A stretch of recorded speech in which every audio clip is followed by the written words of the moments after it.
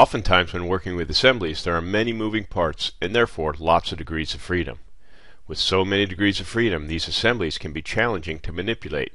This is especially true the farther away you get from the fixed components. Users may fix components or add additional mates to lock down certain motions just to get their assembly in the required position. They even create configurations to control the various positions of the assembly, but managing these configurations can be tedious. SolidWorks 2016 addresses these challenges by introducing the mate controller. Let's look at how it works. First, you gather all the mates that you want to control. The supported mates are angle, distance, limit distance, slot, and width. These mates in this assembly have been named to make them easier to recognize. The last mate in the list is a limit mate from the gripper subassembly. Once you gather the mates, you start to create positions for the assembly.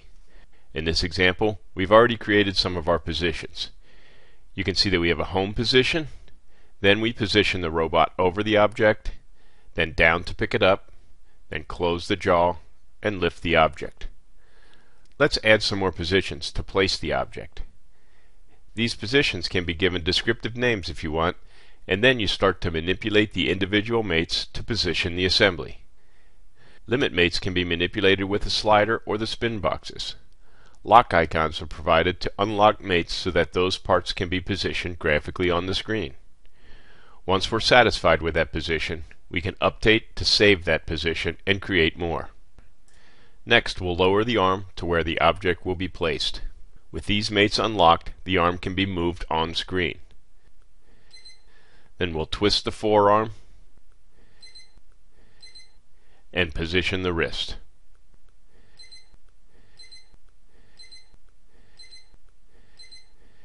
Adding another position, the gripper mate can be opened to release the object. Finally, let's return to the home position and create a final assembly position. Now that we have all the positions to represent how the robot should move, we can easily switch between them. But it doesn't stop there. SolidWorks can calculate the transition from position to position to give you a complete understanding of the motion of the assembly. There's also a slider bar at the bottom to allow you to manually run through the range of motion. To make communication with others easier, these can be saved to an AVI file, and if you have PhotoView 360 loaded, they can be rendered as well. To take it a step further, this mate controller motion can be imported into SolidWorks Animator.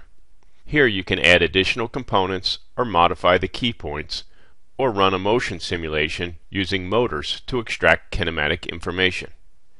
The new mate controller in SolidWorks 2016 is sure to keep your designs moving along.